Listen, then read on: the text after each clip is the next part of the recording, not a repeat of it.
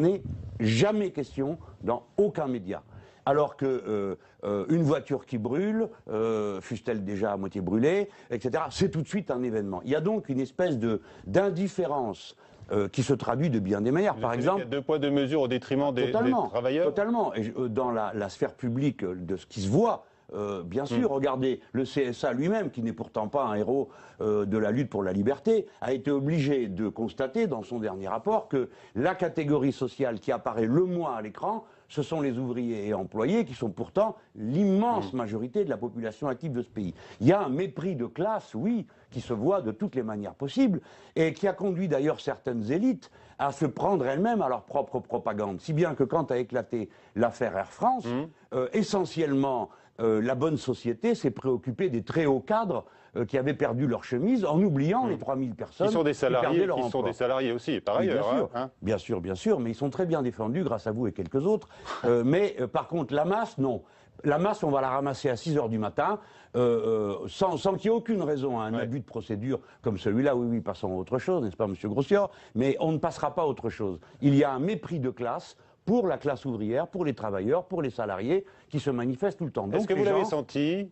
Je vous pose la question. Est-ce que vous savez, M. Grossior, que dorénavant, les gens mettent des chemises à moitié déchirées dans les manifs. Par exemple, s'ils allent aux urgences des hôpitaux, quand ils sont en lutte, ils mettent des chemises déchirées pour symboliser ce qui attend ceux qui comptent leur résistance. J'aimerais vous interroger sur la dernière prise de parole dans le domaine social de François Hollande. Je ne sais pas si vous avez senti du mépris dans sa bouche pour les travailleurs, mais écoutez ce qu'il a dit. Il a présenté l'enjeu en ces termes, c'était lundi, donc à l'ouverture de cette conférence sociale, je le rappelle, qui a été boycottée par la CGT. Le statu quo n'est plus possible. Et l'alternative, c'est la réforme ou la rupture. La rénovation du modèle social ou sa disparition. Jamais les sujets de négociation n'ont été aussi nombreux.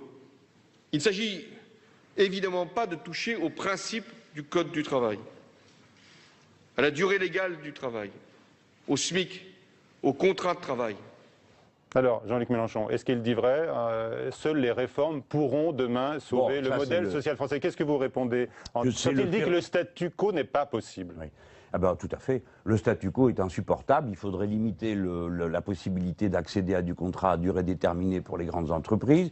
Il faudrait limiter le salaire des très hauts patrons et ne pas permettre qu'il y ait un écart plus grand que de 1 à 20. Il faudrait que le salaire des femmes soit celui des hommes. Le statu quo est impossible, mais c'est pas de ça dont il parle. Non. Il parle d'aggraver la situation, c'est-à-dire d'y mettre ce qu'ils appellent dans leur blabla la flexibilité, je sais pas quoi, comment ils appellent ça. Mais bon, le président de la République, comme d'habitude, prend les gens pour des imbéciles. Il croit que depuis le temps, nous n'avons pas appris à lire les chiffres, que nous ne savons pas quelle est la situation sociale réelle, que nous ne savons pas que pour que tous les comptes sociaux soient au vert, il faudrait faire comme on a fait sous le gouvernement de Lionel Jospin, injecter de la capacité de consommation populaire qui relance la machine économique du pays. Bon, bref, il croit que nous ne savons pas tout ça. Alors, je ne sais pas si nous allons laisser impressionner. Je ne sais pas si vous considérez que le chef de l'État nous prend pour des imbéciles quand il cite en exemple l'accord paritaire de la semaine dernière pour sauver les retraites complémentaires. Clairement, avec ce système de bonus-malus pour les clairement, salariés. il nous prend pour des imbéciles. D'abord, il pratique un mépris qui enrage les gens. Par exemple, il dit « Bon, la CGT ne vient pas. » Il devrait, s'il veut vraiment se mêler de tout, puisqu'apparemment le monarque se mêle de tout,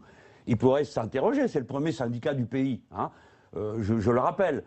Il a déploré l'absence. Oui, mais il dit oui, il a dit c'est facile et il y a les autres qui signent à leur place. Voilà. Est-ce que vous croyez que ce genre d'attitude pousse au dialogue? Est-ce que vous croyez que la CGT, réellement, ne signe pas pour se défausser sur les autres du soin de signer? Non, la CGT exprime un point de vue, on est pour ou on est contre, on en est d'accord ou pas, mais on n'a pas le droit de les mépriser d'un revers de main et en fait de les traiter de menteurs, parce que c'est ce qu'il fait. Et ensuite, quand il cite l'accord qui vient d'être conclu, c'est véritablement se moquer du monde, c'est de l'enfumage, car avec ce système qui, d'abord, n'est pas signé, nous allons maintenant interdire aux cadres, en particulier, et à tous ceux qui ont une retraite complémentaire, de partir à l'âge de la retraite, quand bien même ils auraient payé le nombre d'annuités, et il y aura, comme ils appellent ça, une décote, c'est-à-dire qu'ils toucheront moins jusqu'à l'âge... Alors on dit que c'est pour sauver les comptes, et que les comptes sont Monsieur Grossior, le jour où vous entendrez un chef d'entreprise de ce niveau, c'est-à-dire le chef de l'État qui est leur représentant du MEDEF... Ah, pour vous, c'est carrément le représentant du MEDEF. Qu'est-ce que vous voulez que je vous dise d'autre? Il applique leur politique. S'il appliquait un début de commencement d'une politique syndicale, vous pourriez dire, ah ben comme d'habitude, le pouvoir de gauche aide ses amis. Donc ben, le pouvoir actuel aide ses amis et c'est le MEDEF. Bon. Donc, il se moque de nous, bien évidemment. Il essaye de faire passer ça pour un bon accord. Donc, les gens qui m'écoutaient, vous avez tous compris, le dialogue social, c'est on vous amène une feuille, vous signez, vous êtes licencié. La réforme, ça veut dire on vous prend ce que vous avez. Voilà ce que les mots sont devenus avec François Hollande. Donc ça va. Ah bon, nous sommes informés. Vous êtes encore plus compris. opposant, de plus en plus opposant, plus le temps passe, j'ai l'impression. Non, mais si, non. Mais non, Non. depuis le premier jour, je vous ai expliqué qui était cet homme, quelle était sa ligne. Et à l'époque, vous étiez un certain nombre à avoir cru ses discours parce que vous n'aviez pas lu ce qu'il avait prononcé auparavant. Et François Hollande a toujours été sur cette ligne-là. Toujours. Donc c'est pas nouveau. Il a toujours eu une pensée de droite à propos du social et il l'applique aujourd'hui avec méthode. À propos justement des réformes sociales évoquées par l'exécutif, le chef de l'État, mais également Manuel Valls, on le sait, la prochaine étape, c'est la réforme du Code du travail. Est-ce que là, vous avez une inquiétude? Alors, vous vous dites que François Hollande, c'est le chef du MEDEF. On va écouter le président du MEDEF, Pierre Gattaz, qui, lui, exprime ses attentes. On l'écoute. Le modèle social français a vécu.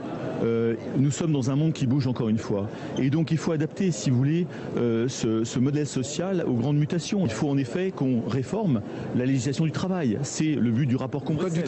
Le Code du travail, la législation du travail. Ce sont les travaux du rapport Combrexel. J'en attends beaucoup. Ce que j'espère, c'est que ce gouvernement aura le courage d'aller jusqu'au bout du rapport Combrexel pour en effet faire que l'accord d'entreprise, ou à défaut l'accord de branche, soit prioritaire sur le Code du travail, qui devrait être réduit à une cinquantaine d'articles clés.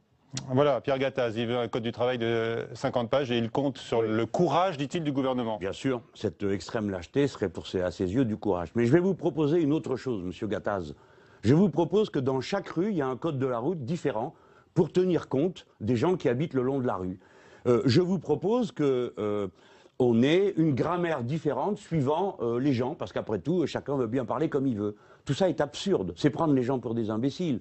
Si l'accord d'entreprise est plus fort que l'accord de branche, et l'accord de branche plus fort que la loi, ça veut dire qu'on renverse de fond en comble toute la hiérarchie des normes en France. Et il dit ça avec sa petite mine, l'air content de lui, comme s'il avait fait une trouvaille en jouant le violon traditionnel. Le monde change, donc on doit changer. Mais lui, il pourrait changer, par exemple. Il pourrait arrêter d'agiter sa sébile tous les jours devant le contribuable pour réclamer des allègements de ceci, des subventions à cela. C'est lui qui devrait changer. C'est lui qui devrait dire le pays va tellement mal qu'on va un peu partager. C'est lui qui devrait dire, au lieu de garder des cadres et des cadres intermédiaires au travail, 1 an, 2 ans de plus pour qu'il n'ait pas une décote, nous leur permettons de partir à la retraite, ce qui permet d'embaucher des jeunes. Les jeunes prennent la place des seniors, et comme ils commencent dans leur carrière, ils coûtent moins cher. L'entreprise y gagne, non?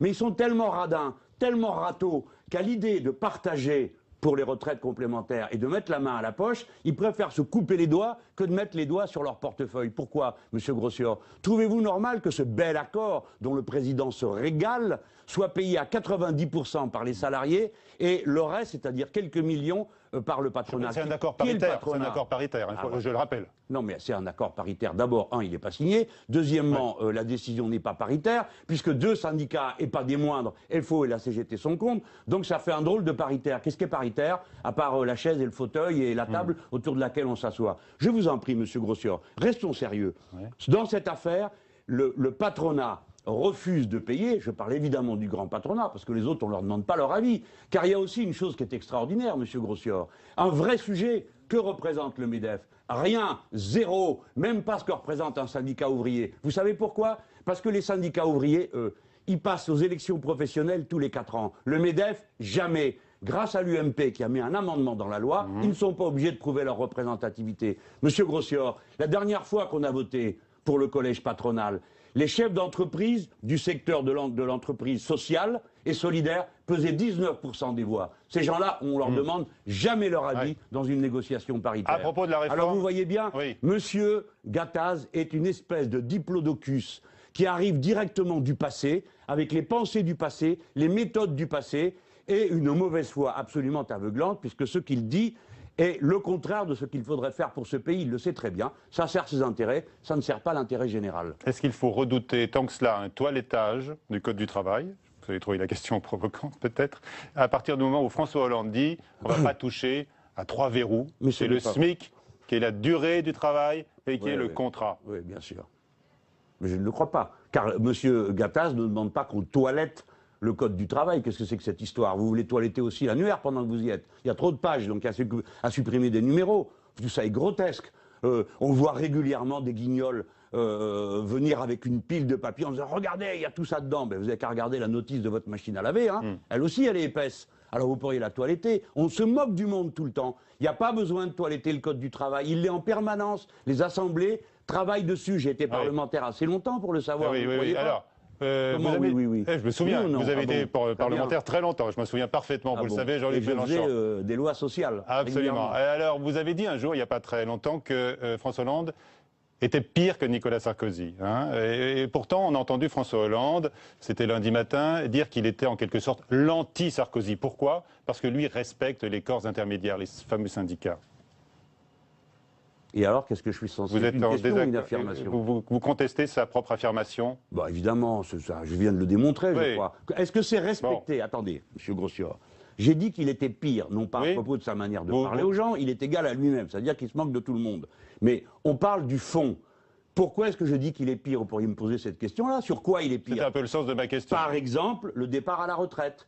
Il est pire que Sarkozy parce que il vient et dit aux gens, je vous laisse partir à 60 ans, et en réalité, il sait que les gens commençant à travailler à 23, pour avoir 43 annuités, ça veut dire qu'ils ne pourront pas partir avant 66 à la retraite. Peut-être qu'il n'est pas au courant, mais bien sûr que si, qu'il est au courant. Non, il a fait les grandes écoles, il le sait qu'il ment. Il le sait qu'il ment quand il dit ça aux Français. Et quand pourtant, il n'hésite pas à le faire. Est-ce que vous appelez une marque de respect ou traiter avec respect les corps intermédiaires de dire de la CGT, premier syndicat de ce pays, ils ne signent pas, mais c'est une simagrée, parce qu'ils sont bien contents que les autres... C'est une marque de respect, ça. Non, c'est pas une marque de respect. Vous avez parlé du conflit à Air France, dans lequel vous vous engagez. Donc, qu'est-ce que vous estimez? Là, je vais encore citer François Hollande, il dit que la solution passe par un effort de tous. Il parle de la direction, mais également des salariés. Et des mais l'effort n'est pas de même nature, tout de même. Mais un effort de tous. Compte, non? Quel est le genre d'effort que vous voulez que les gens fassent? Sur la productivité, le nombre d'heures travaillées. Vous connaissez la problématique concernant les pilotes, monsieur Grossior? Non, mais moi, je vous pose une question. Non, mais j'ai compris que vous me posiez une question, ne vous inquiétez pas, je ne vais pas trop vous harceler. Mais je pourrais, hein, notez-le bien. Mais alors, dans ce pays, maintenant, tout le monde, monsieur le Président de la République, je ne sais pas qui encore, 3 ou 4 de ces abagnats, ont décidé, tout d'un coup, un matin en se levant, qu'on payait trop les pilotes, parce que c'est les pilotes après qu'ils en ont. On nous sort les pilotes, on les payait trop. Ah bon? Vous découvrez ça maintenant? Et alors, on va leur demander de faire des heures de plus, parce qu'eux, en plus, ils sont médecins du travail, monsieur Hollande et les autres abagnats. Donc, ils savent que ces gens-là se reposent trop, ils peuvent se reposer moins. C'est de la foutaise. Et on sort la figure du pilote maudit.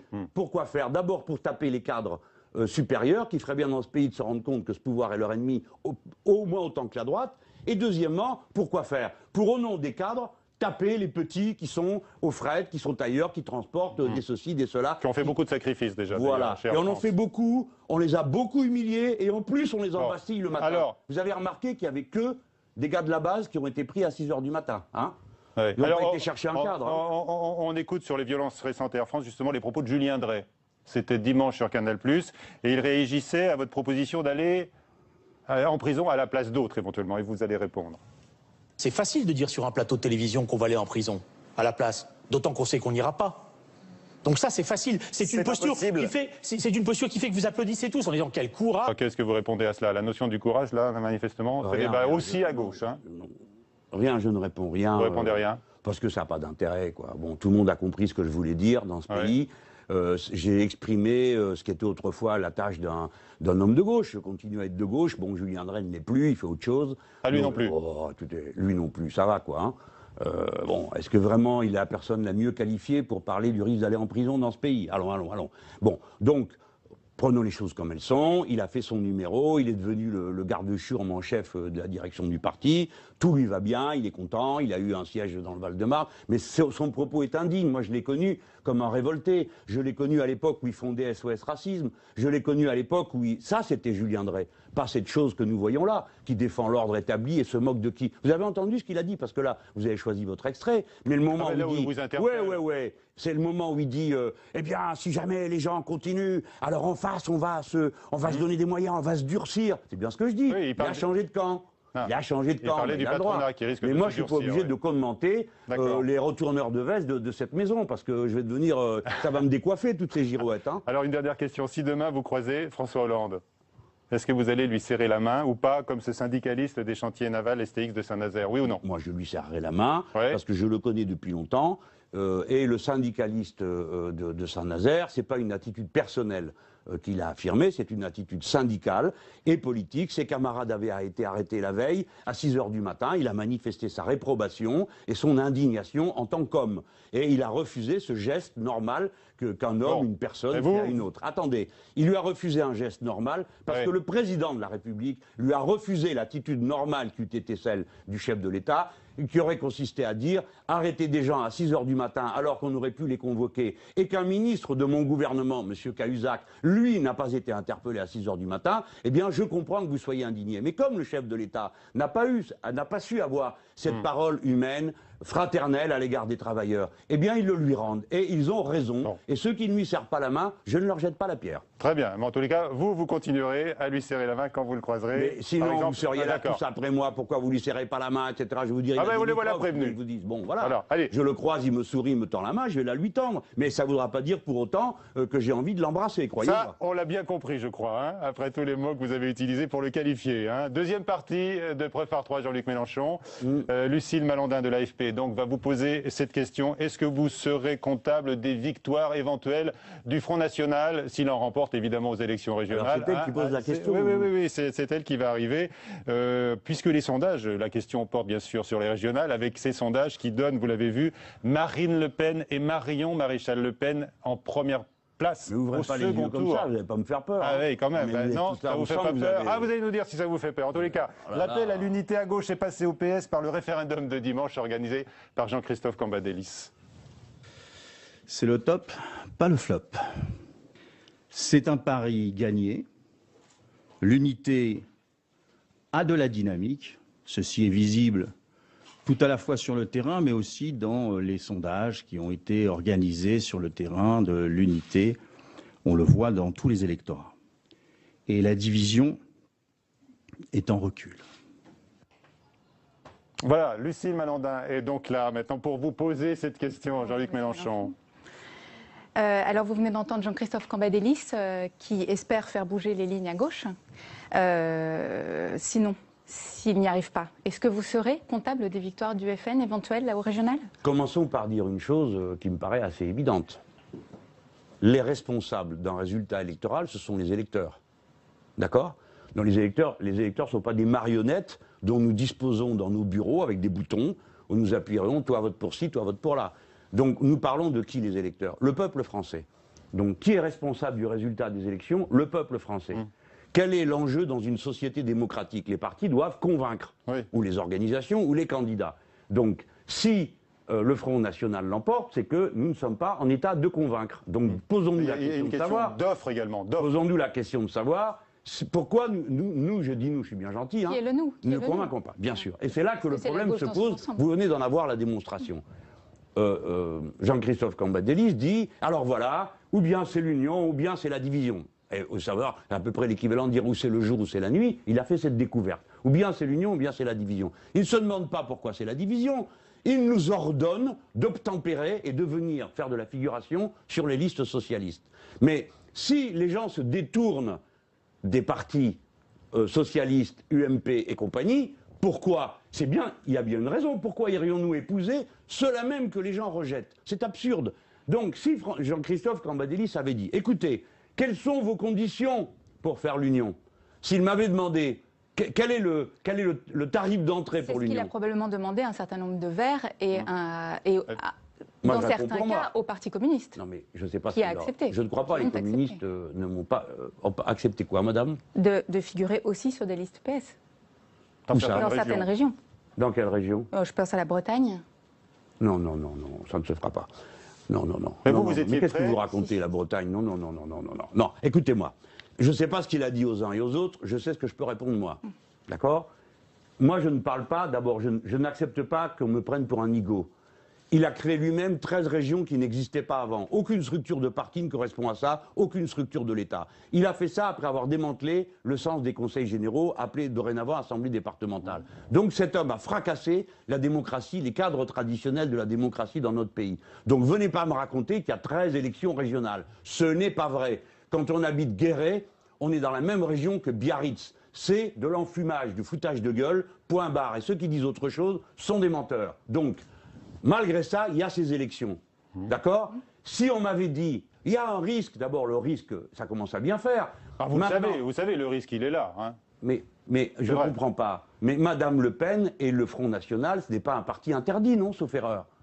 Alors, c'est quoi votre affaire? Est-ce que la gauche va pouvoir se maintenir systématiquement au deuxième tour? Alors, mais ça, nous n'y sommes pas au deuxième tour. Nous allons voir si ceux, d'abord, qui arrivent en tête. Parce qu'il y a quelque chose que vous avez l'air d'ignorer, c'est que les socialistes, quand ils ne sont pas en tête, ils ne se désistent pas. À Grenoble, au deuxième tour, les socialistes ne se sont pas désistés alors que nous étions en tête. Alors de quoi on parle? Qui est responsable de quoi là-dedans? Le Front National est un parti pardon, légal. Pourquoi ne se sont-ils pas désistés? Je les comprends. Parce que nous avions dit, c'est notre ligne qu'on appliquera, pas la vôtre, parce que c'est nous qui sommes en tête. Alors ils ont dit, nous restons sur notre ligne de droite et nous voulons continuer contre vous pour vous empêcher de gagner. Ils préféraient faire gagner la droite que de faire gagner la gauche à Grenoble. Et maintenant, ils viennent nous donner la leçon. Le Parti socialiste est comparable à une liste du Front National. Mais pourquoi voulez-vous me faire dire des choses absurdes? Bien sûr que non, que ce n'est pas la même chose. Mais de quel droit, au nom du fait que ça n'est pas la même chose, ils vont avoir le droit de venir à me mettre le revolver sur la tempe et me dire « vote pour nous, défais tes listes et viens vite avec nous » de peur du Front National. Si on fait ça, le Front National sera sans doute plus puissant. Pourquoi? Parce que les gens diront « la seule manière qu'on a de fiche tout ce bazar par terre, c'est de voter pour eux ». Eh bien moi, je voudrais qu'on fiche tout ce bazar par terre avec les valeurs de l'humanisme, de la fraternité et le refus de la logique de guerre civile qui est celle de Madame Le Pen. J'ai le devoir de le faire. Pas simplement, c'est pas une foucade de ma part. C'est le devoir politique d'un homme de gauche d'agir de cette manière. Nous avons le devoir d'exister en dehors d'eux, qui sont les fossoyeurs de la gauche, qui ont volé les mots, qui ont abîmé l'esprit public, et qui sont des gens qui prennent en otage. Vous avez entendu, tout à l'heure, vous me citiez Drey. Vous l'avez entendu, Drey, dans cette bande sonore qui traînait sur Internet. On l'a mis un peu en valeur. Il les traite lui-même de manipulateurs. Il dit ce sont des menteurs. Ils vont essayer de faire peur aux gens pour les obliger à voter pour eux. Nous ne participons plus à cette mascarade, que ça soit bien clair. Donc, vous estimez que le principe du revolver sur la tempe demeure, même après ce référendum qui a quand même reçu... Encore plus, parce que pendant le référendum, qui est d'ailleurs... il se contente de peu. Moi, je me suis pas... C'est pas un top?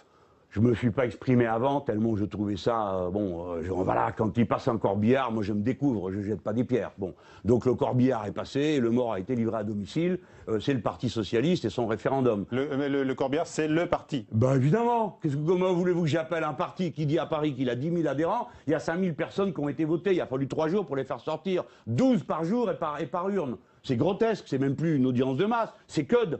Vous le comprenez ça? Non, mais tout le monde fait semblant. Pourquoi? Ça occupe l'actualité du dimanche. Mais ça n'a aucun sens politique. Et à la fin de cette histoire, il vient nous prendre à partie, il dit ça prouve que les gens à 89% veulent l'union. Non, pas à 89%, à 100% ils veulent l'union, mais pas pour leur politique. À vos conditions. Enfin, en tous les cas, vous auriez été prêt à discuter, vous l'avez dit, Jean-Luc Mélenchon. Mais sur quel point? Non, attendez.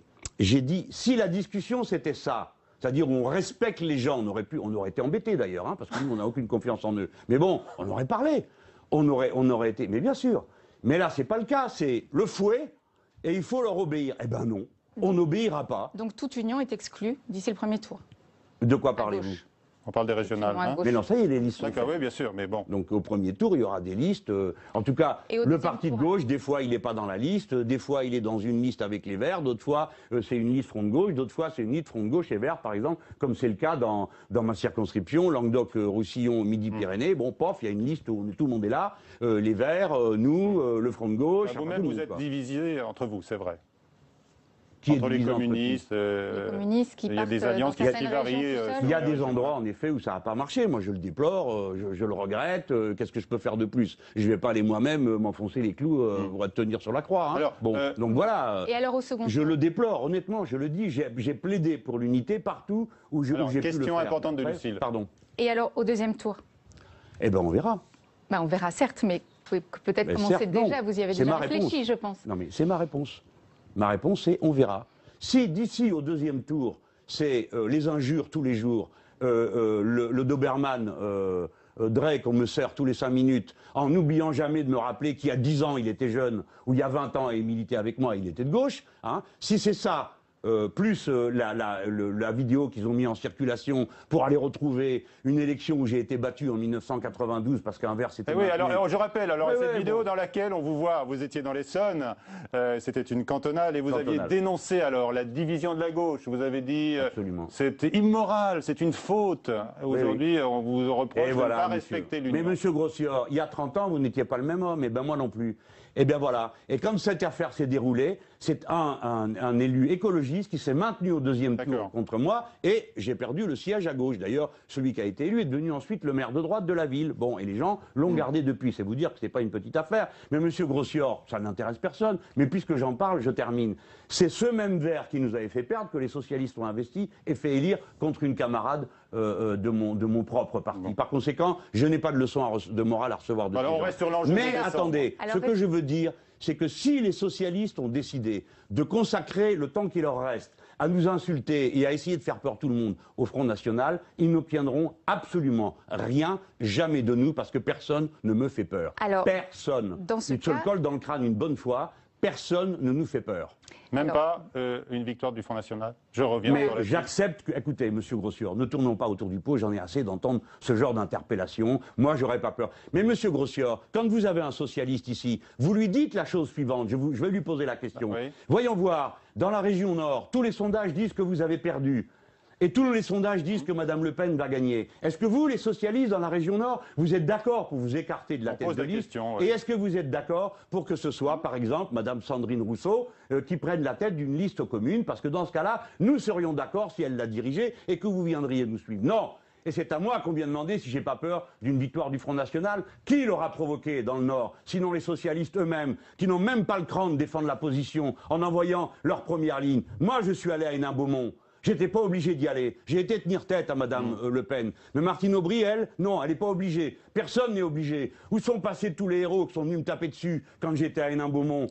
Les Jean-Marc Ayrault et compagnie, ils sont où tout cela? Ils étaient forts pour venir m'empêcher d'y arriver à Hénin-Beaumont. Mais quand il s'agit d'aller se battre contre elle, il n'y a plus personne. Eh bien, après, je ne supporte pas qu'on vienne me rendre responsable de la situation. Ils sont totalement responsables, totalement coupables du désastre qu'ils ont eux-mêmes préparé et qu'ils entretiennent chaque jour. Vous dites quand même un désastre, parce que quel aura le visage de la France si on se retrouve avec une ou deux régions passent au Front National? Quel est votre jugement? C'est la famille Le Pen.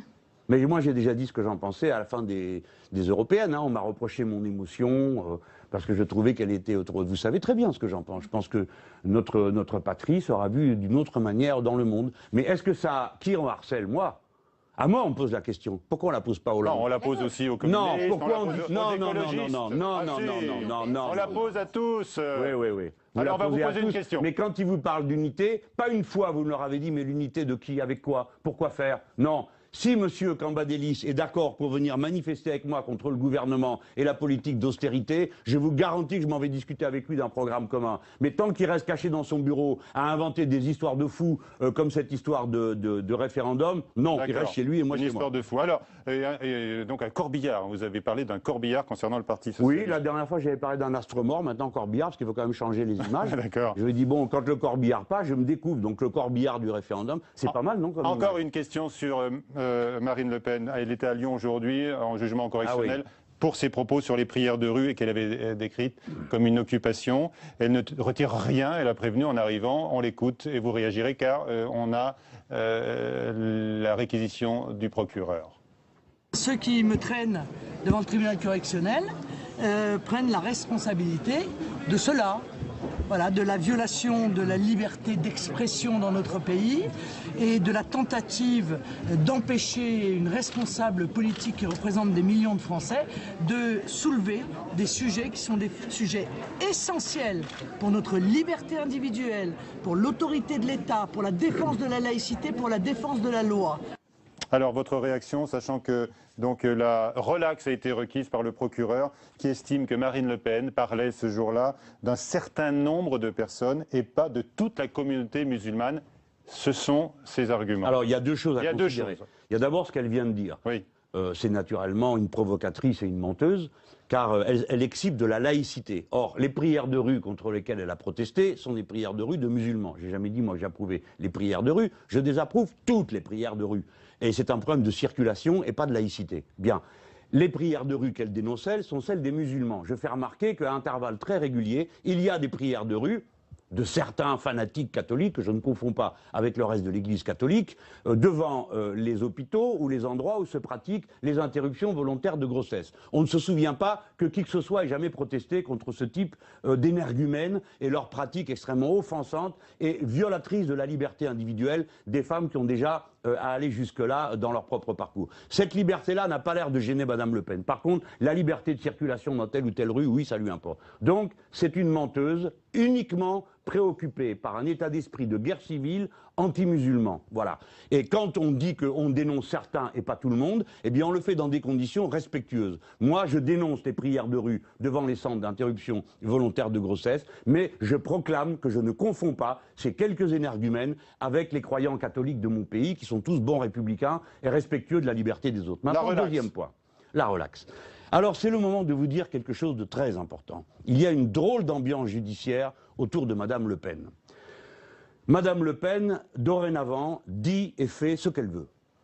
Je vous en donne un autre exemple. Le code électoral et le code pénal punissent très durement ceux qui, quand ils sont candidats dans une élection, font semblant d'être de sorte des tracts en faisant semblant que ce soit ceux des autres. Exemple, je, parti de gauche, ferai un tract socialiste ou bien un tract UMP, évidemment racontant dedans des choses qui soulèvent le dégoût des gens. Eh bien, c'est ce qu'elle a fait avec moi. Elle l'a dit à la télévision. Donc il n'y a pas de doute sur le fait qu'elle assumait la responsabilité. Elle a été, après d'innombrables procédures de retardement, condamnée au maximum en première instance, au maximum de l'amende. Il ne restait plus qu'un point, l'inéligibilité. Elle fait appel, et en appel, relaxe. Que se passe-t-il dans ce pays? Elle assume un délit à la télévision et elle est relaxée. Elle rentre dans un tribunal et elle dit « je maintiens tout ce que j'ai dit » et le procureur demande la relaxe. Qui est le procureur? Dans le cas de mon affaire, il a dit qu'il s'en mêlait pas. L'enquête était perdue, il n'avait pas lui-même poursuivi. Alors qu'est-ce que vous voulez dire? Vous mettez qui en cause? Je mets en cause le fait que le parquet dépend directement du garde des Sceaux.